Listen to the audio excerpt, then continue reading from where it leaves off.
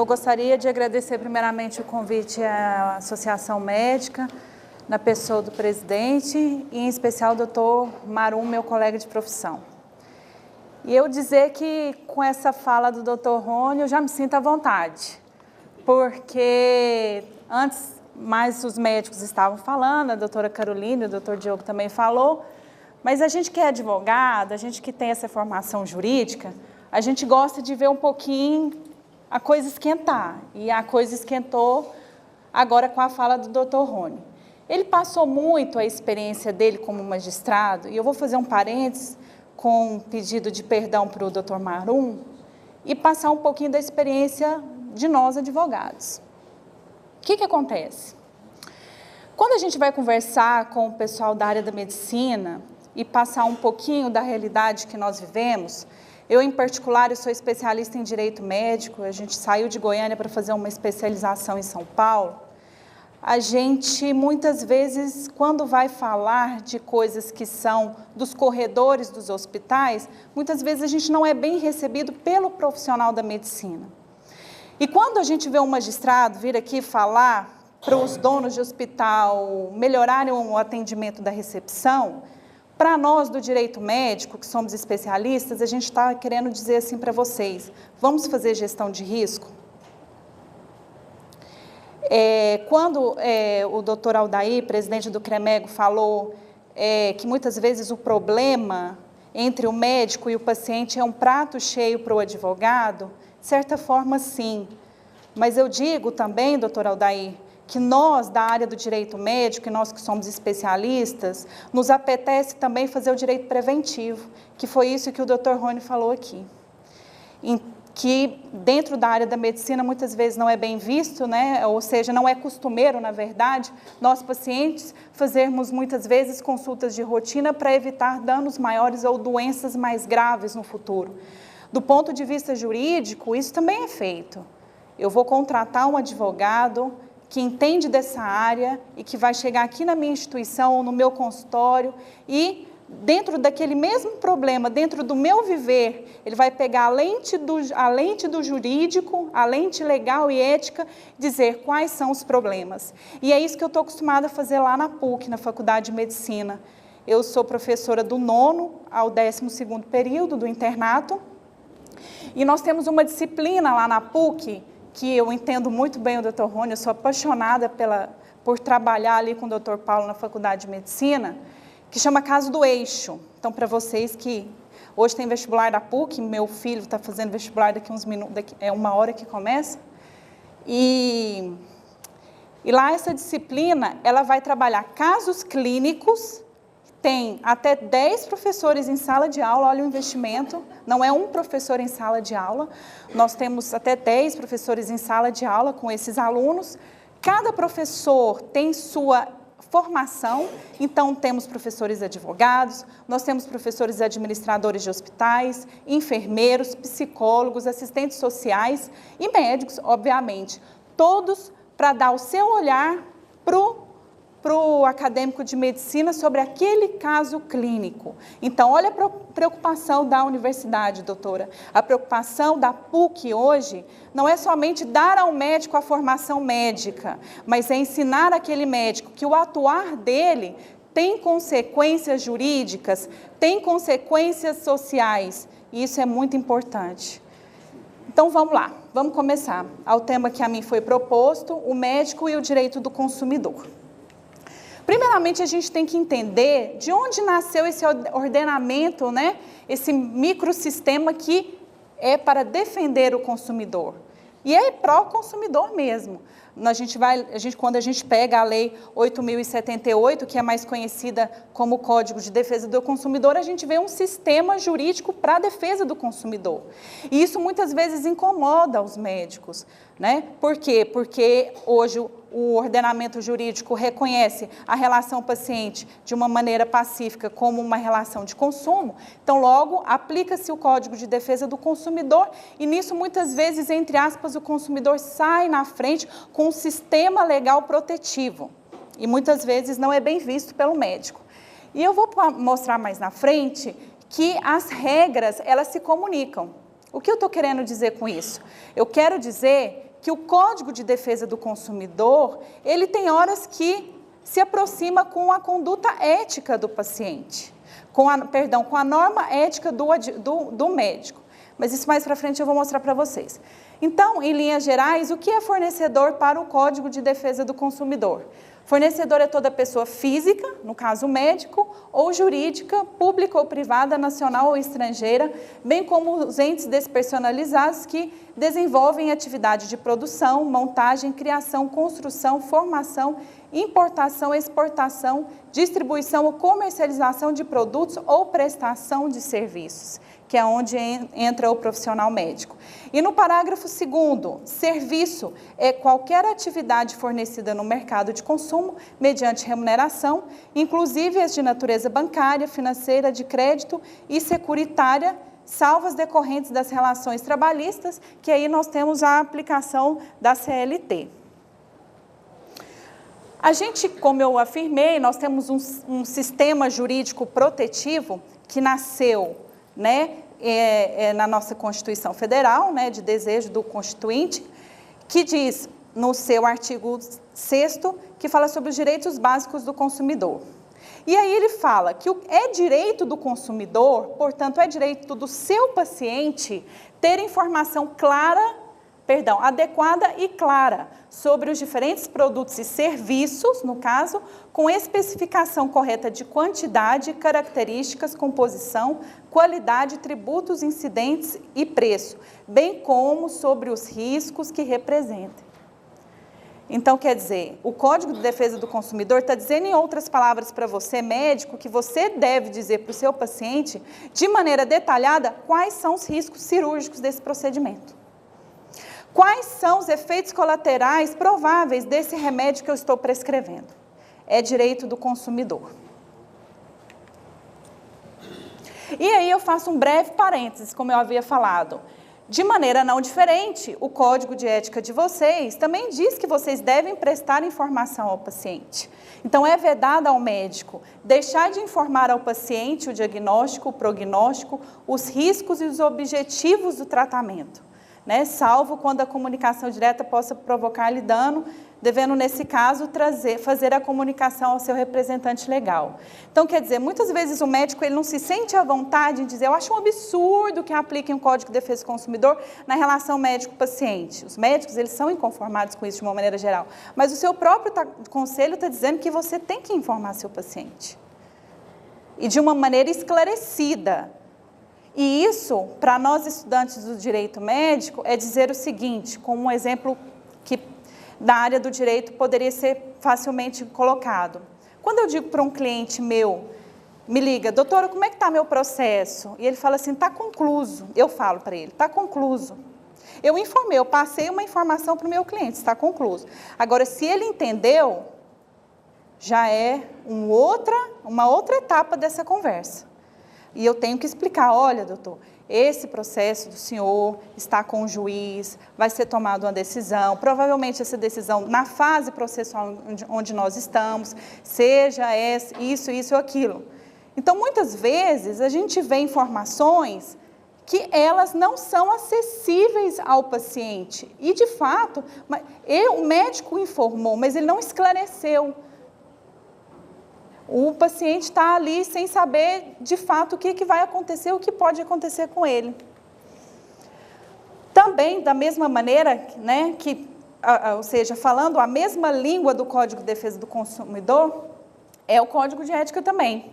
É vedado ao médico deixar de obter o consentimento do paciente ou de seu representante legal após esclarecê-lo sobre o procedimento a ser realizado.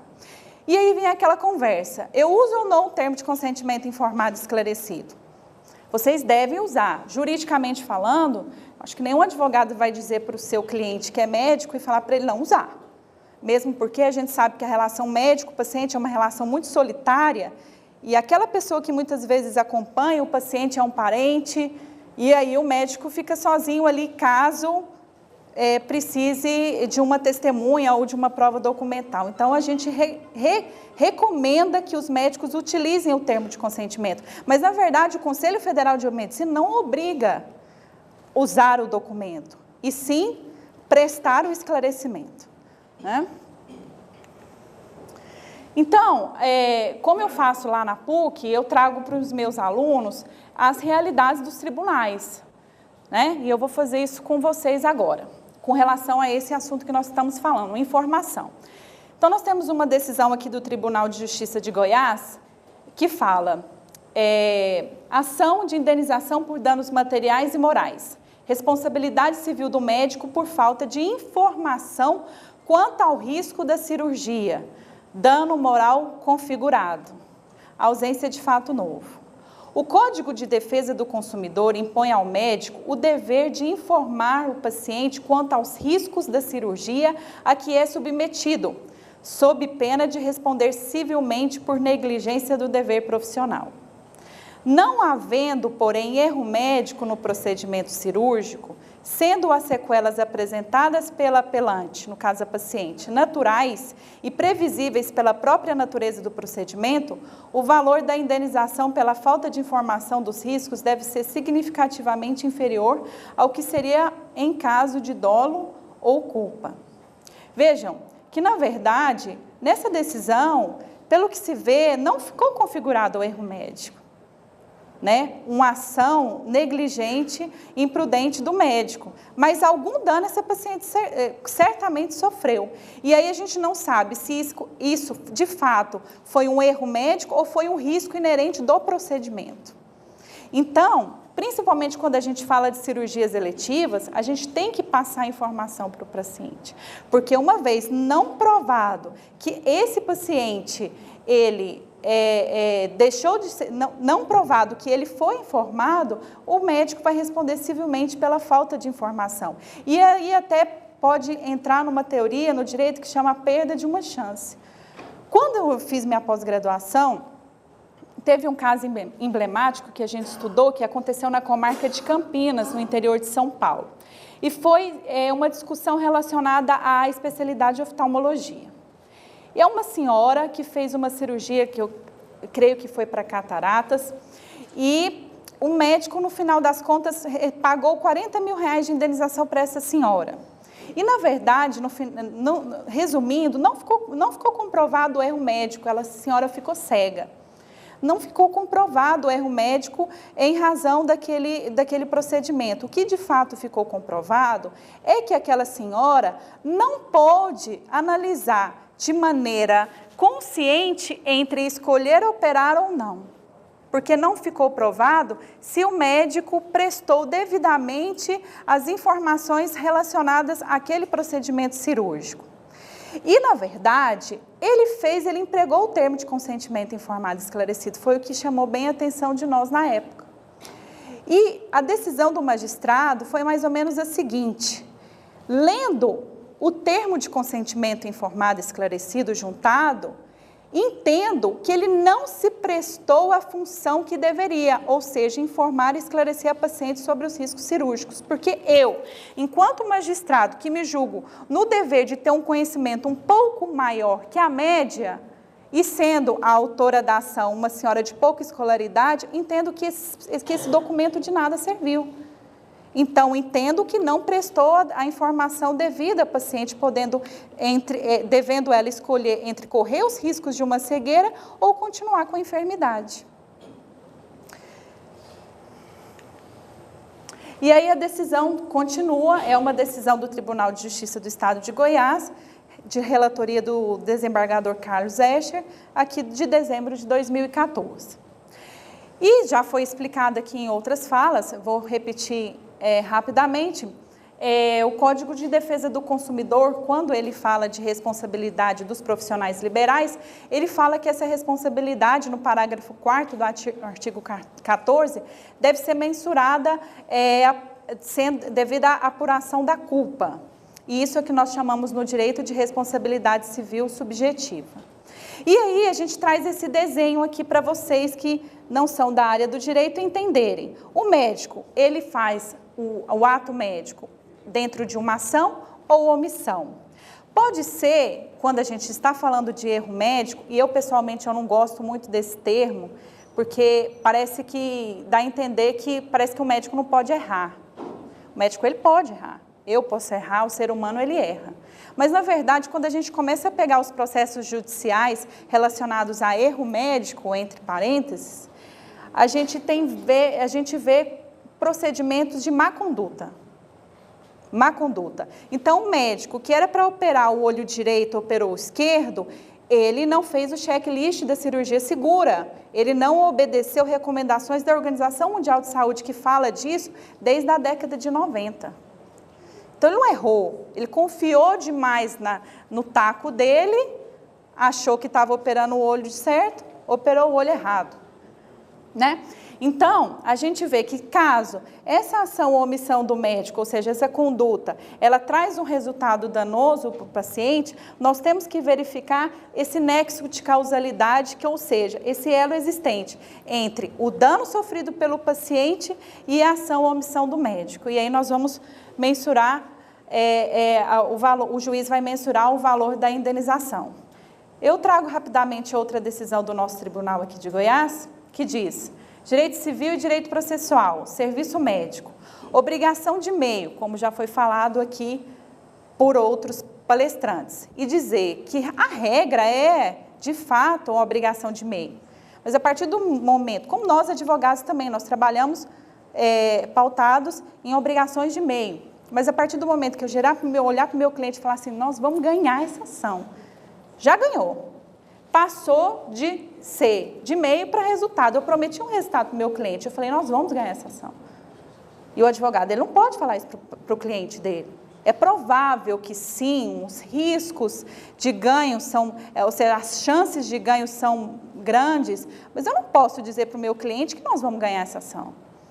Porque se eu disser, eu posso até dizer, mas se eu disser, eu vou ter que ganhar.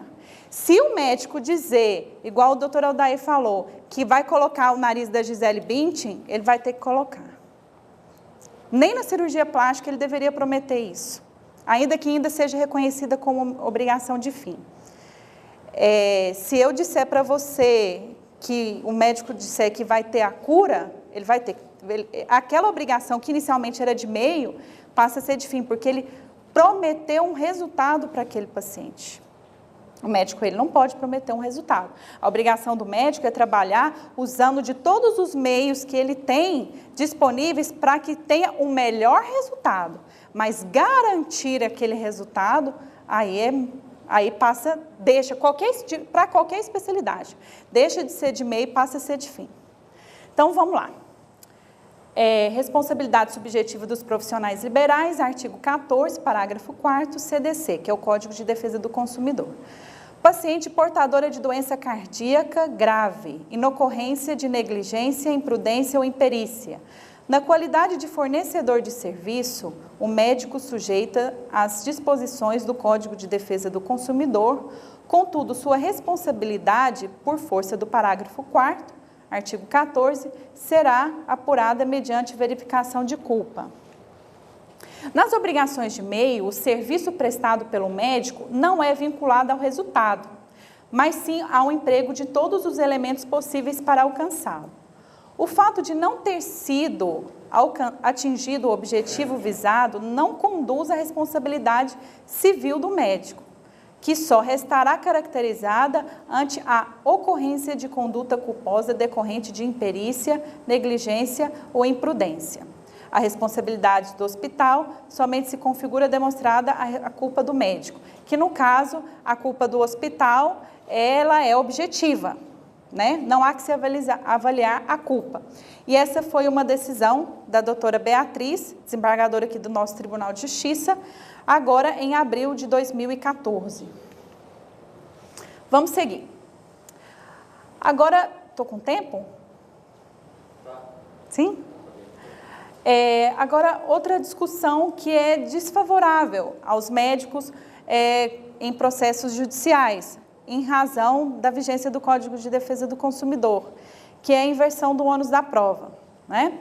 Está dentro dos direitos básicos do consumidor, o artigo 6º, naquele mesmo artigo que eu falei para vocês que tem a questão da informação, está lá no inciso 8º.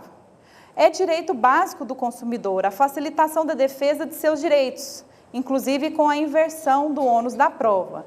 a seu favor no processo civil, quando a critério do juiz for verossímil a alegação ou quando for ele hipossuficiente segundo as regras ordinárias de experiência. É dizer, essa hipossuficiência, ela é técnica, né? Então, quer dizer, de uma maneira geral, eu tenho esse controle, eu comprei esse controle e ele não funciona mais. E eu não sei dizer o porquê que ele não funciona. Eu tenho uma hipossuficiência técnica com relação a esse problema que eu tenho aqui. Eu só sei que ele não funciona. Eu não sei dizer por que ele não funciona.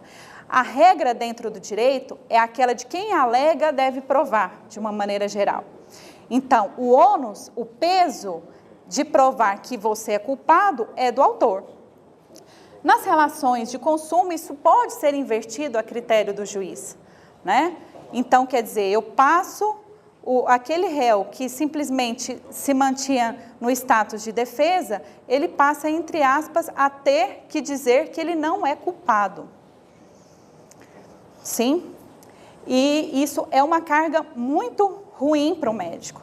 E, geralmente, as cartas de citações já vêm com o despacho da inversão desse ônus da prova, o que desestabiliza ainda mais o profissional. Não é fácil para o advogado lidar com esse ônus, com essa inversão do ônus da prova. E a maioria, por experiência profissional, muitas citações, não vou dizer a maioria, mas grande parte delas, elas vêm já com o despacho da inversão do ônus da prova. E aí é a hora que fica aquela questão. Eu não documentalizei meu atendimento.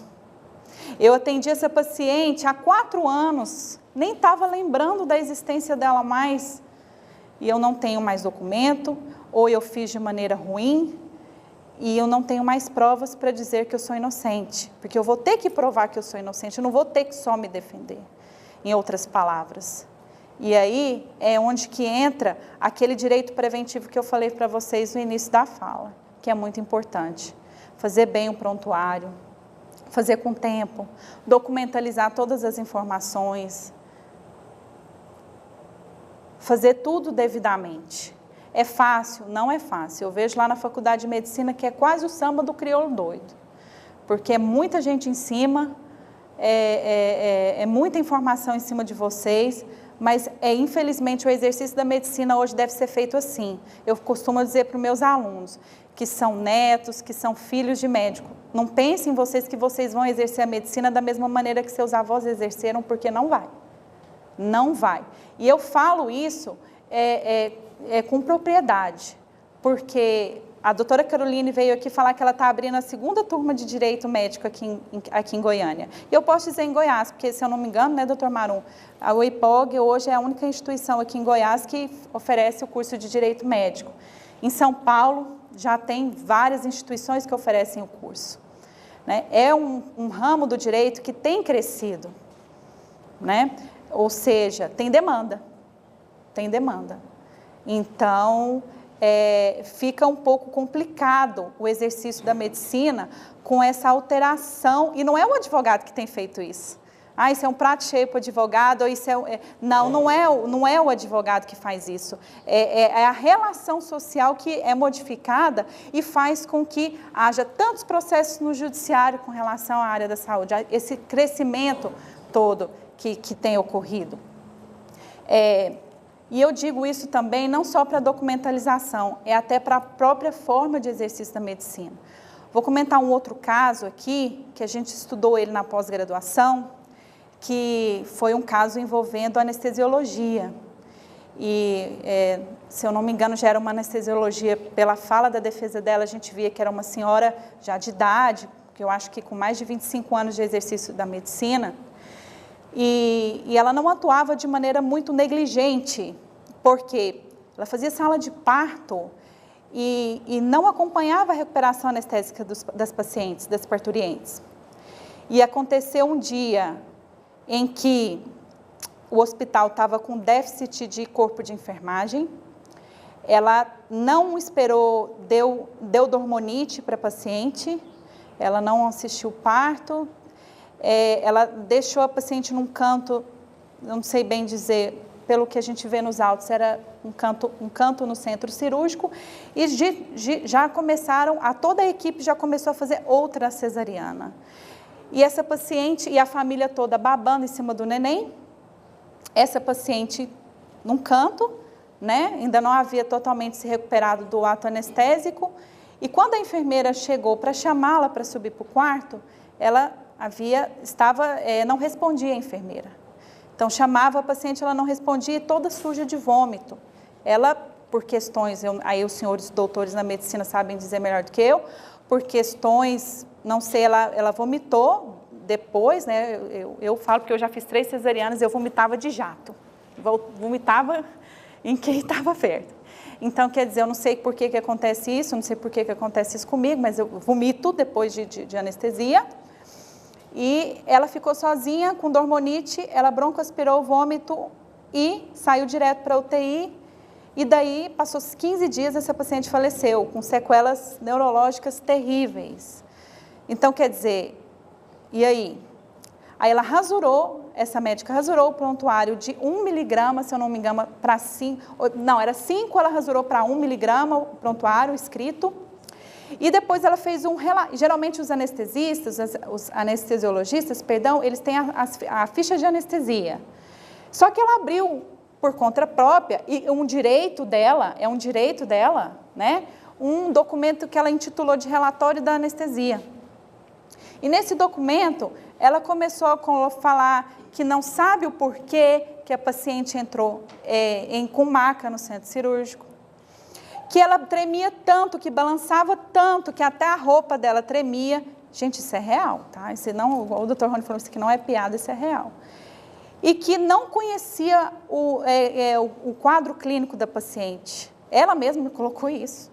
Então, quer dizer, ela confessou a tamanha negligência dela. Como que eu vou anestesiar uma paciente que eu não sei o histórico clínico dela? Quer dizer, ela deveria, segundo resolução do CFM, tem uma resolução que fala, se eu não me engano, é a 1816, que fala exclusivamente sobre o ato anestésico, e fala que ela tem que ter uma consulta prévia, e ela relata num documento que ela mesma abre, falando que ela não conhecia o quadro clínico da paciente.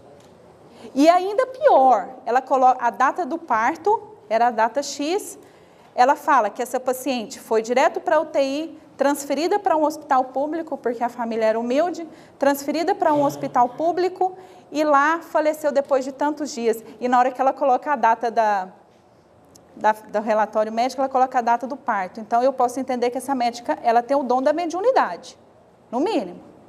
Porque como que na data do parto, a data que ela coloca como data que ela realizou a elaboração daquele documento, ela sabia que aquela paciente ia ficar tantos dias na UTI daquele hospital, que ia ser transferida para o hospital Y, adivinhou até o hospital que ela foi transferida, e lá ficando tantos dias, ela em estado de agravamento, e lá faleceu, ela só pode ser mediúnica, para não dizer outra coisa.